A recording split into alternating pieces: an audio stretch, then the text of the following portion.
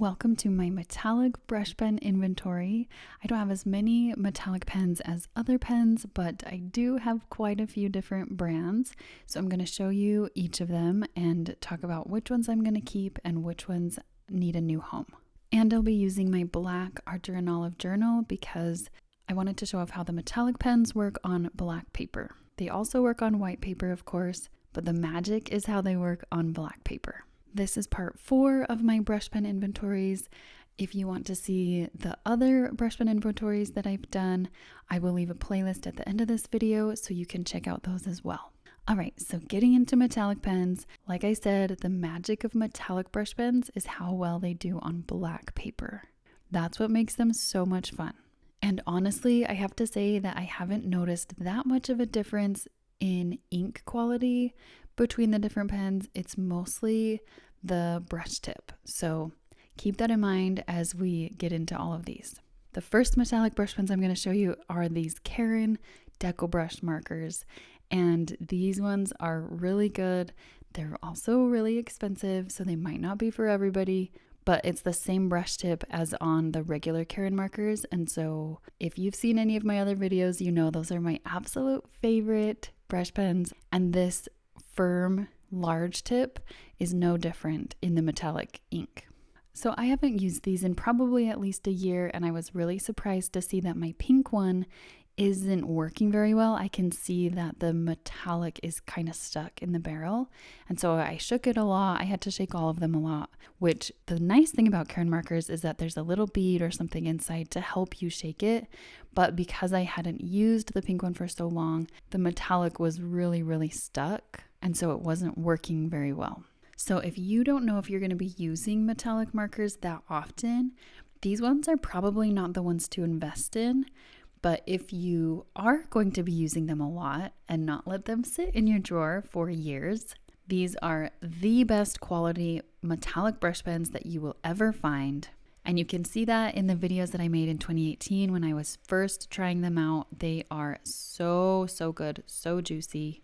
And they are on Amazon, so it's not like you have to wait for shipping from Poland where they're made. So what I'm going to do with these is actually send them on to somebody who just wants to try them out, who's not sure if it's worth the cost yet, but wants to try them knowing that the pink one doesn't work. And then I'm just going to buy the new set because also the new set comes with a copper.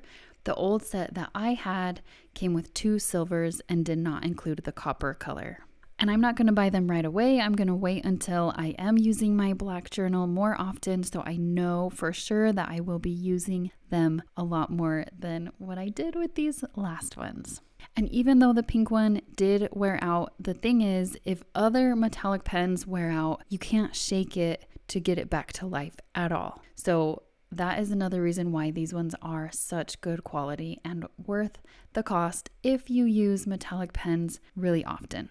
And of all of the metallic brush pens I have, these ones will be the ones that will fray last because the brush tip is so good. Next, we have Kuretake Fudebiyori brush pens. These ones are the same as the Fudebiyori that I love so much. And so I highly recommend these. They are less expensive. The brush tip is not going to last as long as Karin markers, but they would be easy to replace. Next, I have these Marvy Opaque metallic pens. These ones are actually exactly the same as the Kuretake ones, and that kind of surprised me. I didn't realize that they were so similar in the colors that I have and the brush tip. They're both really good brush tips. So honestly, I did not notice much of a difference between the two of these. On Amazon, even the price is almost the same. And you can see I accidentally did not record my original swatching, so I had to swatch it on a separate piece of paper just for the video. So I will be getting rid of one of these. I haven't decided yet if I'm going to get rid of the Marvy or the Kuretake, but I definitely don't need both. Next, I have the Faber Castell in white. This one is India ink. It is waterproof. Just like the other Faber Castell markers, this one is really good brush tip. I really like it a lot. It's high quality.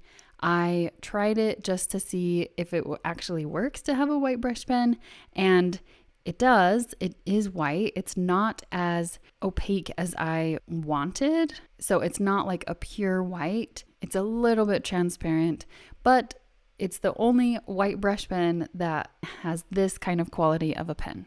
And next, these ones are GuangNa. I don't know how to say it. I went on Amazon and I found the cheapest metallic brush pens that I could find, and that was these. And you might recognize this style of pen. I think it's like a generic metallic pen, and different brands will put their name on it. So I've seen this same style of pen from different brands. So I don't think it's the brand specific. The brush tip looks like it's really small, but it is really flexible, and it's actually a really good brush tip. I was surprised. I want to see these in something besides metallic as well, because I actually really like the brush tip. It has a nice thin upstroke with a chunky downstroke, and I liked all the colors. There's a lot more colors than like the Kuretake and the Marvy. I like the pink one. So honestly, these are a solid option if you just want to try out metallic pens. These are inexpensive and just as good as the other metallic pens. This one does have a white one, and it used to work better. So I guess some of the white has been fading over the years that I've had it, but I do have that Faber Castell one that is a lot better. These next ones are King Art metallic brush pens, and I wasn't going to buy any more brush pens, but the reason I bought these ones was because there's a fine tip and a brush tip. And if you know me, you know that I love having a fine tip included with the brush tip. And I found these at Tuesday Morning, I believe. They were $5.99. I've looked on Amazon. They are a lot more expensive than that when you get them on Amazon. The brush tip is pretty soft. It's not a bad brush tip. It bounces back into place how it's supposed to, but it is a lot softer. And some people like soft brush tips. It's not my favorite, but you can't beat the fine tip included with the brush tip. I just love that. So I find myself reaching for these ones more than any of the other ones. And there's a good selection of colors, and the white one still works really well. I think it might even be a brighter white than the Faber Castell. So here's the recap. Here are all of my metallic brush pens. And in my Amazon favorites, linked below, I do have a separate section that's just metallic pens, so you can find all of these there. The GuangNa is the least expensive if you just want to dabble. I don't know how great their quality is over time. The Kuretake and Marvy are great and inexpensive for better quality. The Karin is the most expensive, the best quality. The King Art is the one I use the most right now, just because I love that fine tip. If you've tried a different metallic brush pen that I don't have, please let me know. I'd love to hear about it. And here's the playlist with all the other brush pen inventory videos that I've been doing, so you can see all of the pens that I have. The next video is going to be pens that don't fray, and I'm really excited to share that one with you. So I'll see you there.